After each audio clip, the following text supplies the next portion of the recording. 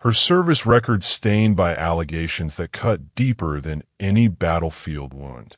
Major General Harrison Blackwood entered with his entourage, his chest heavy with medals that told stories of shared battles alongside the woman he now accused. Behind him walked Colonel James Mitchell and Colonel Sandra Hayes, Thompson's former inner circle, the trio that had executed 17 covert operations together across hostile territories. They avoided her gaze as they took their seats at the prosecution table. The presiding judge, Brigadier General Patricia Stone, called the court to order with a sharp gavel strike that echoed through the chamber like a gunshot. Stone was known for her unflinching fairness, a career prosecutor who had never lost a case involving military misconduct. Her steely expression gave nothing away as she surveyed the packed courtroom. This tribunal is convened to hear charges of treason, unauthorized disclosure of classified information, and conspiracy against Commander Mary Elizabeth Thompson, Stone announced. The defendant is accused of selling critical intelligence to enemy operatives, resulting in the compromise of Operation Nightfall and the deaths of 7 service members. Thompson's jaw tightened at the mention of Nightfall, the operation she had planned, executed, and watched crumble when intelligence somehow leaked to hostile forces. 7 good soldiers dead because someone had sold them out. Now, they claimed she was that someone. Captain David Rodriguez, Thompson's military counsel, leaned toward her. At 34, Rodriguez was young but sharp, his reputation built on defending cases others deemed hopeless. "Remember," he whispered, "let them show their hand first. Don't react to anything they present, no matter how shocking." The prosecution began with Major General Blackwood taking the stand. His testimony was methodical, painting a picture of a commander under financial stress, bitter about being passed over for promotion, increasingly isolated from her peers. His voice remained steady as he described discovering encrypted communications on Thompson's personal devices, communications that allegedly contained classified operational details. Commander Thompson had access to all aspects of Operation Nightfall, Blackwood testified, his medals catching the courtroom lights. She knew the insertion routes, extraction points, personnel assignments, and timeline. When the operation was compromised, intelligence indicated the leak came from someone with complete operational knowledge. Colonel Mitchell followed, his testimony more personal and therefore more damaging. He spoke of late-night conversations where Thompson had expressed frustration with military bureaucracy, her anger at being denied command of Joint Task Force 7, her comments about loyalty being a one-way street in the modern military. She said the military had taken everything from her, her marriage, her relationship with her daughter, her health. Mitchell testified, not meeting Thompson's eyes. She wondered aloud what she owed an institution that treated its most dedicated servants as disposable assets. During cross-examination, Rodriguez pressed Mitchell hard. "Colonel, you've known Commander Thompson for 15 years. In all that time, did she ever betray a confidence, abandon a soldier under her command, or show anything less than complete dedication to her duties?" Mitchell's voice grew quieter. "No, sir. Never. Yet you're testifying that this paragon of military virtue suddenly decided to sell out her country and get 7 soldiers killed for money. The evidence suggests." "I'm not asking about evidence, Colonel. I'm asking about the woman you served with. The woman who carried Sergeant Williams 3 miles through enemy territory when he was wounded in Kandahar. The woman who stayed behind in Syria to make sure every last member of her unit made it to extraction. Does that woman sound like a traitor to you?" Mitchell's composure cracked. No, sir, it doesn't. The prosecution's case continued for 3 days, building a circumstantial mountain of suspicious communications, financial irregularities, and opportunity. They presented encrypted messages allegedly from Thompson's devices, bank records showing unusual deposits, and testimony from intelligence analysts who claimed the operational details in enemy hands could only have come from someone with Thompson's access level. On the 4th day, it was the defense's turn. Rodriguez began not with character witnesses or technical challenges to evidence, but with a simple question directed at Thompson herself. Commander Thompson, did you betray Operation Nightfall? Thompson stood slowly, her posture military straight, despite months of stress. No, sir, I did not. Did you ever communicate classified information to enemy operatives? No, sir. Did you ever accept money or any other consideration for intelligence information? No, sir. Rodriguez paused, letting her simple denials hang in the air. Commander, you've heard 3 days of testimony suggesting otherwise. Why should this tribunal believe you? Thompson's eyes swept the courtroom, landing briefly on each of her accusers. Because I've given 23 years of my life to this uniform and everything it represents. I've bled for it, lost friends for it, sacrificed a family for it. The suggestion that I would throw away 7 good soldiers for money isn't just wrong. It's an insult to every principle I've ever held sacred. Yet you were passed over for promotion to general. You were denied command of Joint Task Force 7. Didn't these rejections make you bitter? Disappointed, yes. Bitter enough to commit treason? Never. Thompson's voice carried the quiet authority that had commanded respect in the world's most dangerous places. A soldier doesn't serve for recognition or advancement. A soldier serves because the mission and the people under their command matter more than personal ambition. Rodriguez moved to his exhibits table, lifting a thick folder. Commander Thompson, I want you to look at Defense Exhibit A. Do you recognize these documents?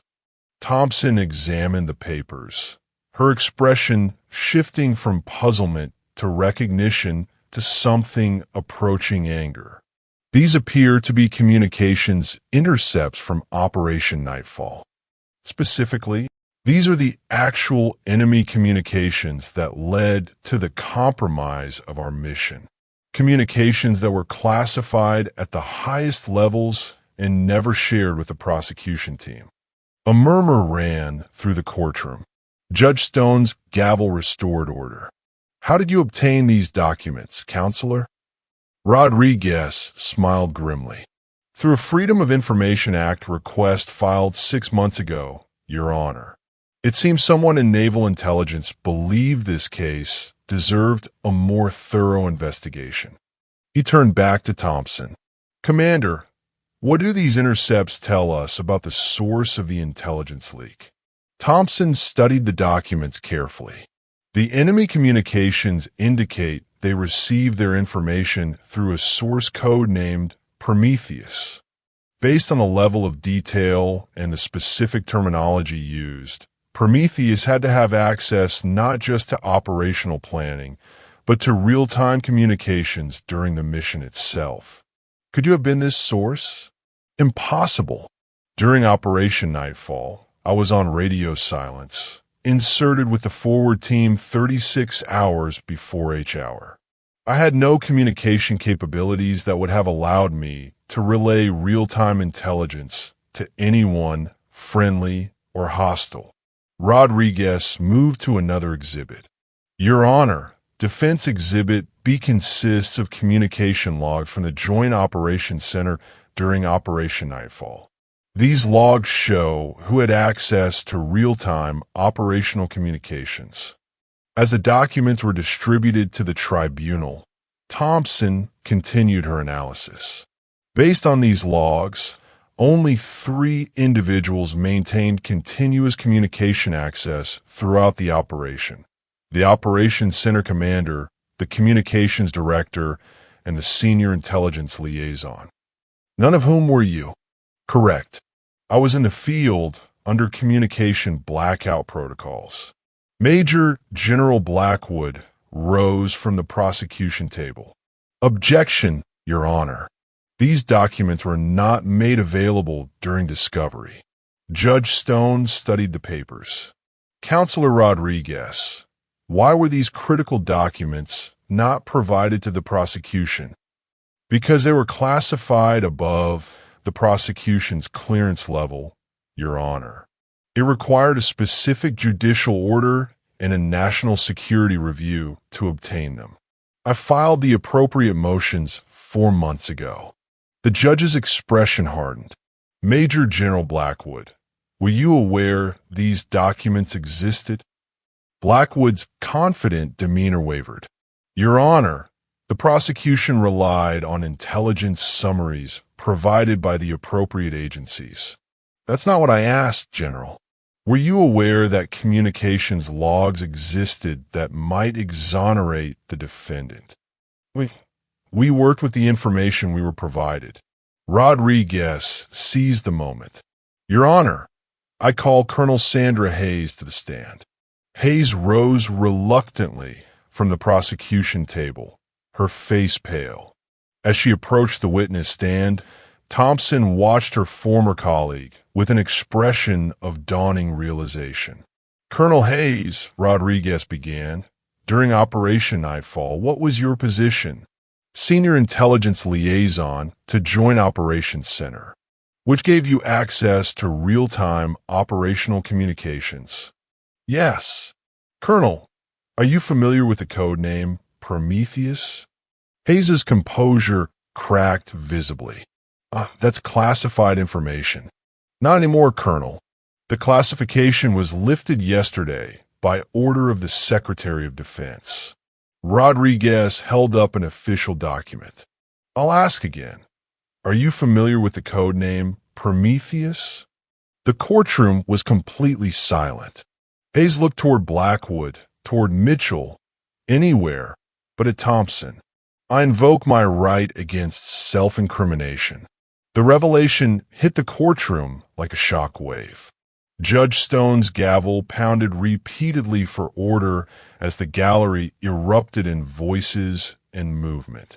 Thompson sat motionless, her eyes fixed on Hayes with a mixture of betrayal and understanding. Rodriguez continued relentlessly. Colonel Hayes, did you provide classified intelligence to foreign operatives under the code name Prometheus? I invoke my right against self-incrimination. Did you allow Commander Thompson to be charged with treason to cover your own criminal activities? I invoke my right against self-incrimination. Judge Stone called for order again, then addressed Hayes directly. Colonel, you may step down, but be advised that you are now under investigation by the Army Criminal Investigation Division. Marshals will escort you from the courtroom. As Hayes was led away, Thompson finally spoke, her voice carrying across the silent courtroom. Sandra, why? Hayes stopped, turned back, tears streaming down her face. They had pictures, Mary, pictures of me with someone I shouldn't have been with. My marriage, my career, my children, they said they'd destroy everything unless I provided information. I never meant for anyone to die. But you were willing to let me die for it, Thompson replied quietly. Hayes had no answer.